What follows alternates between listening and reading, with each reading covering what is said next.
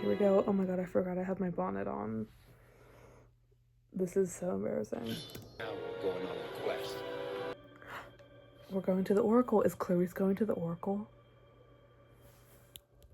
Is it gonna be Clarice? It's so creepy. I hate it. I hate it. I really hate it. No. No, she didn't. Is it gonna be Aries? Or like who? You shall sail the iron It's ship herself. For deserting camp in our time of need. Her If you face. encounter them on your quest. What? I can still hear you. That's okay, dude. But mostly I trust you. I'm guessing this is something to do with my future, or maybe... Yeah, I was thinking... Boone. Oh. I hate that I can't tell you. Pretty soon the pool, or the arcade, or the buffet. Monsters. He wants her to be a kid. What was that? Her outfit. The sheath of her sword matches her shirt. The ironclad. Ironclad. Raised her from... No way. Wait, do you think they included that song because like Joe Jonas is back in like Camp Rock 3 on Disney Plus? Do you think that's why they put a Joe Jonas DNCE song in there? Interesting. Ah! Hey, Well, guys. I mean, Great. obviously she comes back at some point. How does she get back from being thrown overboard? That's crazy. Who are the Titans again? They ruled in the time before Olympus. Who are Cronus the was the father of Titans again? Zeus. What? Let's strike while we can. Boom.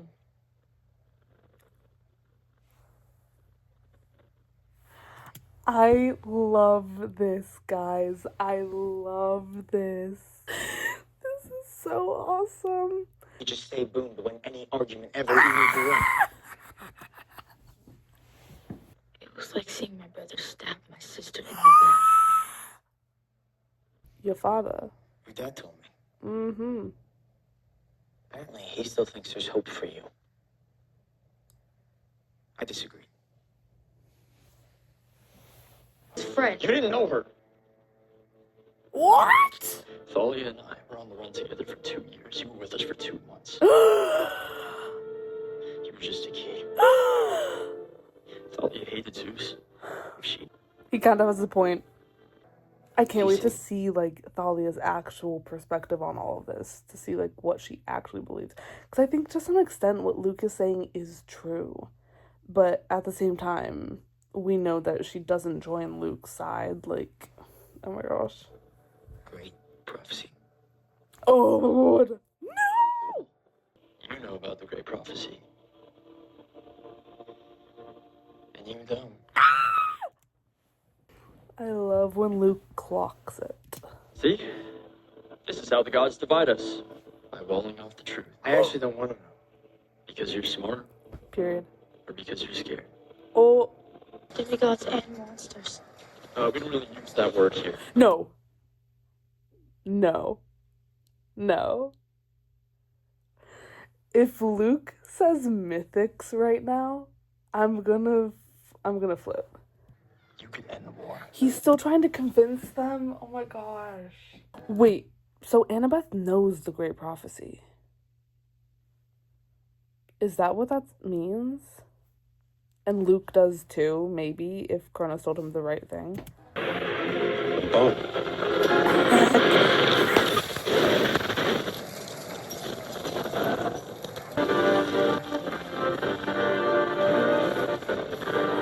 Bruh. They literally gave my boy like a hero walkout in slow-mo with fire on him. Bruh. I want to see throughout the seasons Luke wearing like increasingly darker clothing. That would be cool. To become the heroes who found the golden Heck yes, Clarice. She's realizing she has And those the wrong numbers aren't chords. even the right ones. Oh my god. Jackson. It's not his fault. They liked him Yeah, there. you're actually kind of funny. Oh my god. Then why'd you make the bond? Because you needed help. Because you and Annabeth were in trouble. And a real hero stands up for others. Clock him, Tyson. Percy, I don't know the full prophecy. Oh, okay. Thank you for telling me that straight up, because I've been wondering for 2 weeks. You deserve to know the truth about your own fate. Not now, though. Obviously. I really hope. I'm so down for the changes that are being made in the show. I really am. I hope that they don't reveal the prophecy until book 5, season 5. And yeah, I also love that they're keeping it kind of vague because they might be changing the age that he is in the prophecy. I find that so funny. The prophecy tells of a child of the eldest 3. No. I'm just gonna watch, and I'll just see how it is. Who, upon reaching 16 years of age, Oh my god. Oh my god. will become... I wish I didn't know. Bruh. Oh my gosh. Okay, so next week they unite with Clarice. There's a Clarice Percy fight. We get the flashbacks, which I'm so excited for. And I think that's the part where we see like Annabeth's old little spots from when she was with Luke and Thalia. That's so exciting. Okay. I'm so here for seeing how they fulfill it, how it goes in the arc of the story. I'm so down for that. So this is by no means like a final or like official declaration of my disappointment of this plotline or whatever. I do just love in the books how the Great Prophecy is sort of just like mentioned at the beginning as like this is something that exists that we don't know about.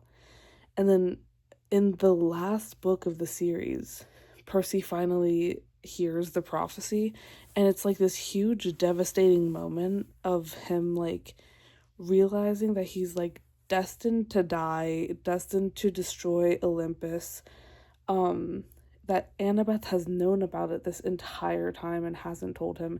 Chiron has known about it this entire time, and that they've sort of just been like leading him to the slaughter. And like it's just such an iconic moment when it's all of the like head at the cabin counselors down in like the big house basement at the table reading the prophecy out, and everyone's like, oh my god, like what?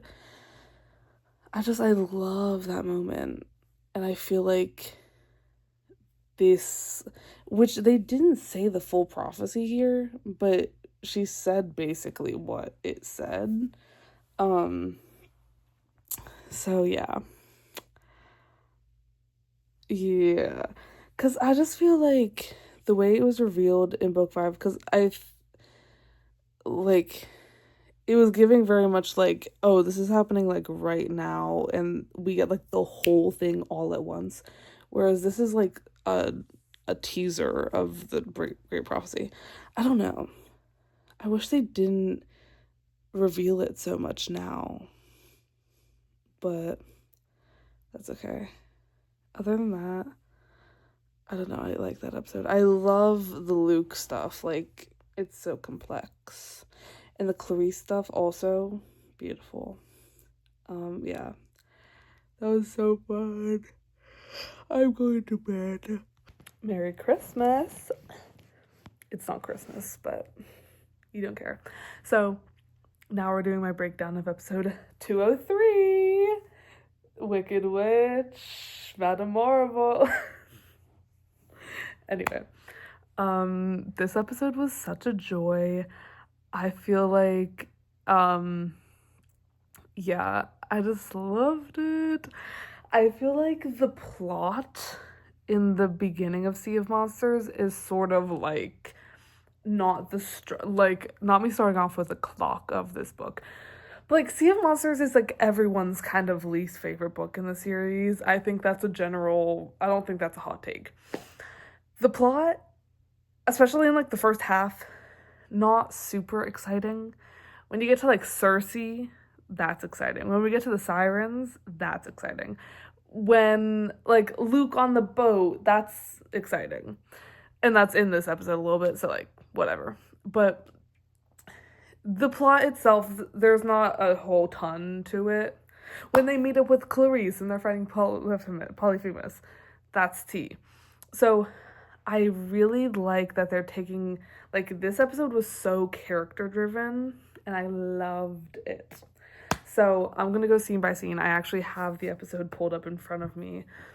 I'm just gonna go through each little bit. So cold open with Clarice. They are doing my girl so right. Here's something I'm loving so much about the show.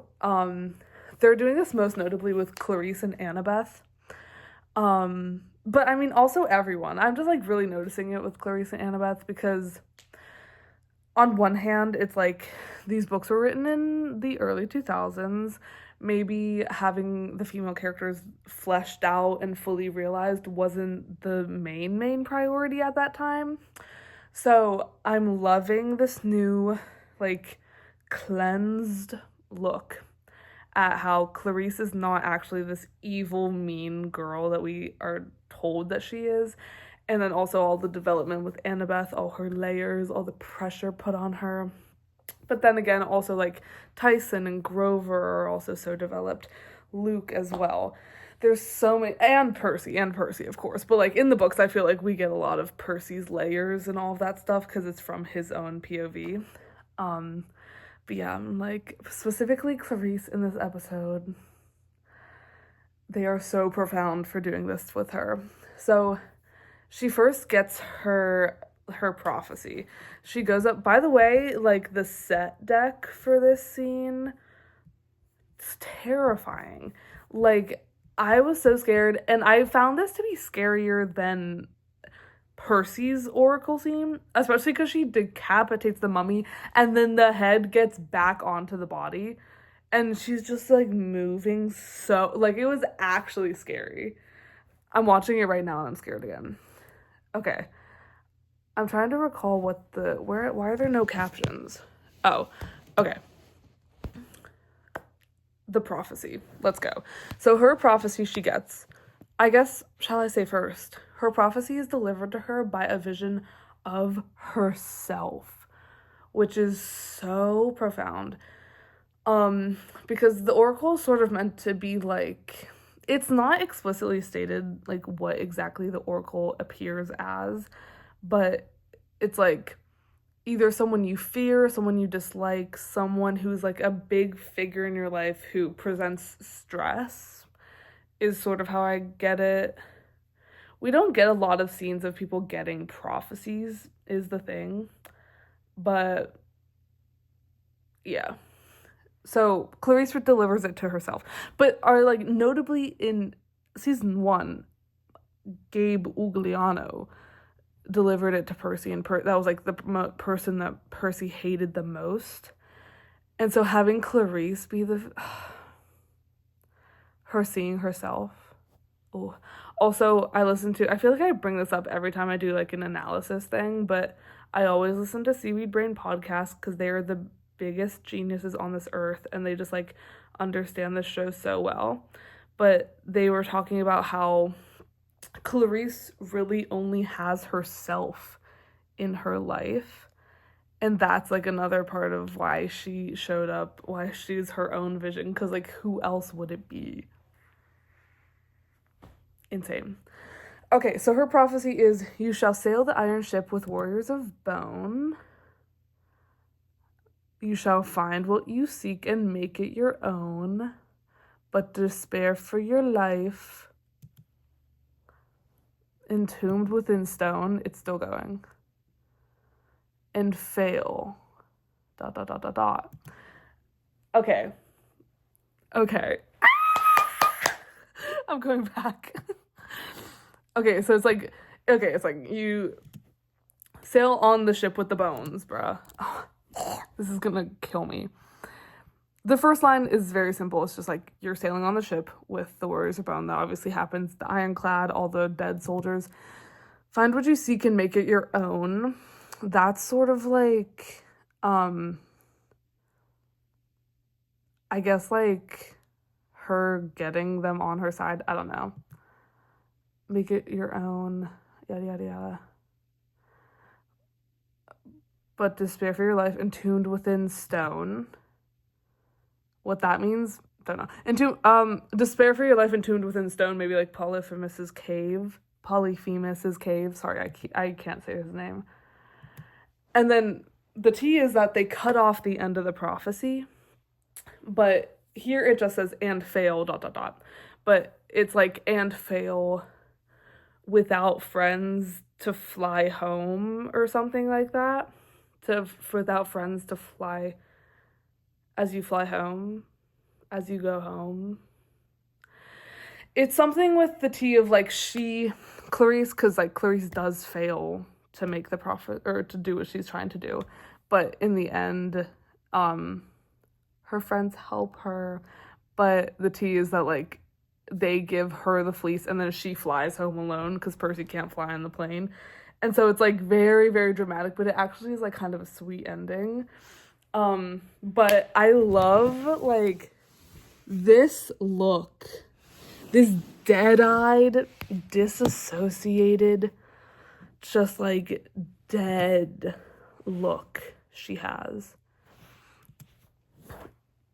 It's so devastating because she's just like, she just hears and fail and is just like, no more. And I think that's so tea. And then she decides to go on the quest by herself, as she should. And that's sort of where we get it. So like that's the end of Clarice a little bit up here. She's just like about to embark on her own quest. All right, then we get the little bit with we enter the Princess Andromeda. So the new trio, pulls up on the ship. They see the deck. They're like, what's going on? So they're sort of like stowaways at this point. They're just like they're like, this is part one. We'll figure out where we're going later. They get on the ship. Tyson goes to the bathroom. And so Percy and Annabeth have a little moment when they can discuss. And so Percy's basically like, okay, there's this secret that they have to keep. Like Annabeth was told by Chiron that she can't tell Percy about the Great Prophecy. But Percy, like, they're trying to navigate this sort of. And I love that this is where their miscommunication comes from. Because, like, a big thing with the two of them is their miscommunication. But to an extent, like, it's very frustrating to read and just, like, be there for. Because they're just, like, not talking to each other. But I loved how they did it in this episode where they were literally trying so hard to talk to each other, but they knew that they like literally could not say what needed to be said because of like Chiron and him telling like that Percy cannot know this. And I love that. I loved that. And so I love that they came up with a little code word, boon. So cute. Percy's little plan, he's like, how about whenever I get close to doing something I shouldn't do, you say boon. And I thought that was so tea. I was like, kind of genius. It ends up not working out, but I thought it was genius at first. And so that's that. But then Percy's like, well, okay, so we're on this cruise ship and we don't really have anything to do at the moment, so maybe we should like go to the arcade or like hang out a little bit. And it's just so funny. Like Percy's really just trying to hang out and also like show Annabeth all the things like he finds so fun that she didn't find fun, and like try to be like, no, like this is like what we're supposed to do. It's so cute. But it gets interrupted because Tyson smells some monsters. So yeah, but then we get Clarice and Ares. Clarice is like about to embark on a quest. Her dad shows up and is like, let's go, let me show you my ship. So he pulls up with the ironclad. He's so condescending to her. It's like actually like trauma response. Like the way he's speaking to her is actually insane. Because it's like it's so demeaning, but he's like laughing with her and he's like, you wouldn't understand. Like, okay. He pulls up a bunch of soldiers. They changed it from the book. They're no longer Confederate soldiers. Probably for the best. Here's the thing. I don't know, obviously, I don't know how far we're gonna get into these books. But this is like such a tangent, but like in this case, like removing them being Confederate soldiers, it's like, yeah, maybe we don't need to have Confederate soldiers in the show. There is a moment in Blood of Olympus, which is so far in the future, cannot emphasize, so far in the future, that it's like such a funny moment. This is actually so unrelated. Nico, Reyna, and Hedge, I think, are like on their little trip trying to take the Athena Parthenos back to camp, and they stop at this store because they need to like get replacement clothes or something, and it's in the South. I don't know where they are, but like all of the shirts are either Confederate flags or like these Hawaiian like bright tropical shirts. And Nico obviously chooses the bright tropical Hawaiian shirt, but it's like so funny because he would never be caught dead wearing that. And so in the future, in 25 years, whenever they get to Blood of Olympus, if that happens, I understand removing Confederate soldiers here, but you need to keep the moment where he has to choose between Confederate flag shirts and the Hawaiian shirts because it's so funny. It's just like him clocking the people that wear Confederate flags, like it's like we need some of that. So yeah, back to Ares. Ares is just like, the thing is like Ares is intimidating these men. These men are scared and they are answering to Ares. But as we see later in the episode, they do not answer to Clarice. And it kind of makes you think, like, what's going on there? So yeah, I just love how they set this up with Ares only being present in Clarice's life when he like gets the opportunity to get some glory like for himself and his children and his name and all that stuff. And I'm assuming, because like this is the first time we see Ares and Clarice interact in the show, but in the books, which there was no mention of this in season 1, but in the books, like Annabeth and Clarice and some of the other year-round campers had gone to like the winter solstice, I'm pretty sure, and so they had seen their parents. So I'm assuming this isn't the first time Clarice is meeting her dad, but it's very likely this is the first time they're having like a real conversation. So that's crazy. But yeah. Then we get our little Allison Sims moment. Can I just say, I love everything about Allison Sims. Like the way that they included her, the amount she's involved, I love it. Like I'm in the boat of like, don't take time away from things that are pre-existing in the plot to like add in new things, if that makes sense. I feel this way about Stranger Things too, to an extent, where I'm like, we don't need to have 5 million new plot lines. Like, just give me like I don't know. But for like the amount that she's in it, I'm like actually really enjoying her stuff. I'm enjoying seeing an older demigod, because I think there is a big question of like what happens to demigods who graduate Camp Half-Blood. I also thought that it was very interesting they were using the words graduate, because I was under the impression that demigods like genuinely didn't survive past like 18, And if they did, I figured they would have the option to stay at camp. Even though I know I think they do mention in the books that like once you get what you age out or whatever, you just like try to start a life in the normal world and then most likely die. Obviously this being a world where the Greeks are pre-New Rome. So at this point it's like, what do they do?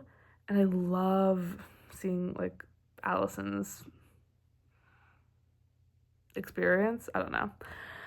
I like seeing, because I think it makes sense that all of the older demigods would be Team Luke and would be on his side. Because, like, they've been left nothing by the gods, by anyone. Like, it's crazy. So, anyway, they run into Allison on the ship. Annabeth immediately recognizes her, and they have this little, like, how are you? What are you doing here? Annabeth is very confused as to why she's here. And Allison is completely playing them, like is acting her little tail off. And I find it really interesting that she's like genuinely trying to kill them. I think maybe this is she's probably introduced as a way to she's introduced as like a buffer to Luke, I guess. Because we don't want to hate Luke. There's this really interesting thing that the showrunners and the directors and everyone have been talking about, which is like, how do we make Luke right? How do we make Luke like still an understandable character while not having people be on his side? Because Team Luke is like not crazy. Like they have points, but I think they're gonna incorporate moments like Luke stabbing the tree, which doesn't happen in the books. Something probably towards the end, like I know at the end of the season there's like a big fight between Percy and Luke where Luke like punches him straight in the face. Like they are showing these moments of violence with Luke as a way to like make people be like, okay, he is a little bit crazy, but his logic is there. And I think Allison being here is also another buffer of showing like she's directly trying to kill Percy and Annabeth, but like later in the episode Luke isn't. It's all about the balance of like, is Luke crazy, is Luke not crazy? So yeah, they have this big fight. It's tea, she falls overboard. They get back to the cabin, the cabin on the ship. And they see the little video on the screen, which is like the Kronos video showing them like, oh, there's little demigod headquarters on this ship and you should go there. So they do. And then we cut to Clarice on the ironclad. Everyone's ignoring her. It's so sad. They're all like singing sea shanties and she's like, we need to go to these coordinates, and they all look at her and then they're like, pfft. And I think it's just such an effective way of showing that like they listen to the straight, oh, not to say that Clarice isn't straight. I mean, we don't know. This straight old white man is what they listen to, but not Clarice. So yeah. Then we get this beautiful conversation back at Princess Andromeda in the room when Percy's like, we need to go find Luke and we're gonna end him. He's literally like, and we're gonna kill Luke. And Annabeth says, Boone. And I thought that moment was like so great. I just love that. It was so intense. She said Boone.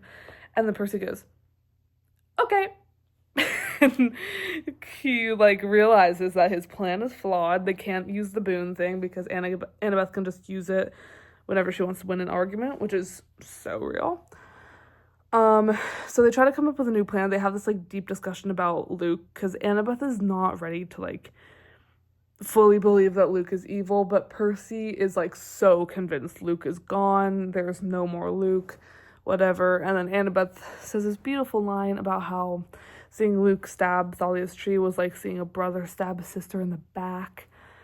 incredible. Like, just trying to explain their sides to each other. And then Tyson says something. What does Tyson say? It's loading. Let's play. I got an idea. Oh, he got an idea. Oh, they found out what room he's in. It's all about The Admiralty Suite, because he's all about glory. He'd take the biggest room for himself. So they use a one of those rolly carts, a laundry cart. Is that what it is? They use a cart to like sneak in. They end up fighting. They run into Luke. The conversation with Luke was just like so crazy. Like, I find it so hard to hate Luke. Maybe that's my fatal flaw, but I actually love Luke. I just think the foil of Percy and Luke is so interesting. And because the whole thing is that Percy and Luke are essentially the same person, but Luke growing up had May Castellan as his mother, who was like driven to insanity because of Apollo and the Oracle. Whereas Percy had Sally Jackson, who is an angel on Earth, and was not driven to insanity by Apollo and the Oracle. And I think even in this season, we add in a little bit more context about like Sally possibly having like psychic tendencies, being a little bit witchy. In Wrath of the Triple Goddess, there's literally like a whole plot point in that book that is like Sally could have been a sorceress, but she turned that down. Like, hello. It's just like all of these things. It's like if they had swapped moms or something, like Percy wouldn't have been able to see such a good side of things. And like Luke just really saw like the bad side of the gods this whole time and had no good support system. And so this whole conversation is really just like Luke trying to convince them to join his side, and also Luke trying to justify his actions. Like, the Kronos coffin is so funny. I love it. But yeah, they're just like fighting about that. And he's also giving them a tour of the ship, so might as well. But him and Luke and Annabeth have this big debate about Thalia. And because Annabeth thinks that Thalia would be on Annabeth's side because she okay, here's the tea. Luke thinks that Thalia would be on his side because Thalia was like so wronged by the gods, especially Zeus, when she was turned into the pine tree, and not allowed to like move on and go to Elysium or like find rest in the afterlife. And so Luke fully thinks that she would be like down with the gods. I'm on team Luke. We don't want to do this. And Annabeth just refuses to believe that because she thinks that Thalia would have seen like the good in civilization and think that Luke is going too far and that it's not worth like sacrificing the world in order to like, you know what I mean. And so it becomes this big debate of like what Thalia would have said, but Thalia's dead, so it's like all these emotions. And then Luke is like, you didn't even really know her, you only knew her for I forget if it's 2 months or 2 weeks, but either way, he's like, well, I knew her for 2 years when we were on the run together. It's like this whole thing blowing up, and it's almost like it's like kind of like Annabeth's worst fears coming to light for real, because as we saw in episode 1, she goes to Thalia's tree and is like, even when Luke was here, you're the only person I can really talk to. And now Luke, who was like this huge like brother figure for her, is telling her that she didn't even really know Thalia. It's so crazy. So I absolutely love that. And then also Luke is like, if you join us, you can end the war tonight. It's like, wow. Then we go to the bunker. And Tyson is like getting along with the Lystrogonian giants very well, which is kind of frightening. We also see a bit of Allie being a little bit aggressive, and Luke is like, back off. Whatever. Tyson then, when things start to get heated a bit, and they're about to like fight each other, Tyson reveals that he was actually making a bomb this entire time, and he blows up the bomb, and he has this incredible slow-mo moment where he's like walking in the fire and he takes his jacket off. It was so cool. Daniel, you're so fire. Literally fire. Also, they did that like practical effects. Like, Daniel was genuinely on fire. He had like fireproof clothing, fireproof gloves. Like, oh, I love how much work they put into this.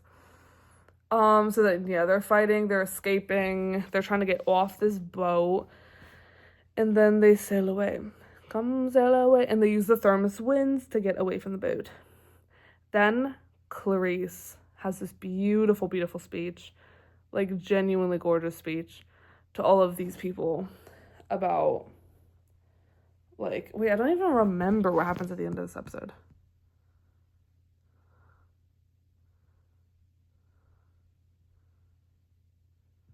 I'll be right back. I'm literally rewatching. I'm crying. I'm rewatching this scene crying, bro. Tyson, like, I actually can't emphasize, every single line Tyson says gets me in tears. Like, okay, first of all, let me go back to the Clarice scene. So Clarice does her big speech, which was basically riling the troops up and telling them, like, if you do this, we can get glory. Like, you can get your glory. You can be sent to the fields of Elysium. You can be a hero. This can be like your comeback story, which I think is beautiful, because it's like her dad was able to like inspire them and get them to do what he said, just by being him and being tough. But because she's a young girl, they're not listening to her in that way. So she's doing it in the only way she can, which is like speaking to their heart. So crazy. But I love that. And then at the very end of that bit, one of the soldiers is like, are you sure these coordinates are right? Because it says it's in the middle of New Jersey. And I don't think that's where the Sea of Monsters is. And she thinks back and realizes that the coordinates Tantalus gave her were wrong, and she needs to find Percy because he can give her the correct coordinates. So that's like where we're leading into next episode. I assume we'll have, but I feel like Clarice doesn't meet up with Percy, Annabeth, and Tyson until like way later. But maybe it's next episode, or maybe Clarice won't be in next episode. Like, maybe there'll be like a bit of a break from like the Clarice plot. I don't know. Or I guess it could like show her trying to get back to Percy. I don't know. But the part about Tyson that made me cry was, he was just like, yeah, those big guys weren't that bad. Like, they were kind of nice. Talking about the monsters, the Lystrogonian giants that were on like Luke's side, that he was like having fun building the bomb with. And then he was like, Percy's like, why did you do that? Like, why did you build that bomb? Why'd you like attack their ship then? And Tyson's like, well, it's because you and Annabeth needed help, and a real hero stands up for others. I'm like sick to my stomach because of this man. Okay, let me figure out the context of the rest of this scene. Oh, okay, so the very end is Annabeth being like, maybe Luke was right about like Percy should know his fate. Which, questioning Chiron's authority? Thank you, yes. Chiron's crazy. So thank you. But this is the moment where she tells him, like, the gist of the prophecy. Not the full prophecy, but, like, something's gonna happen when he reaches 16, and it's gonna be, like, the make or break of Olympus and the world. So yeah, this is this moment. And it's kind of like Percy being like, oh crap, that's kind of tough. And so yeah, I feel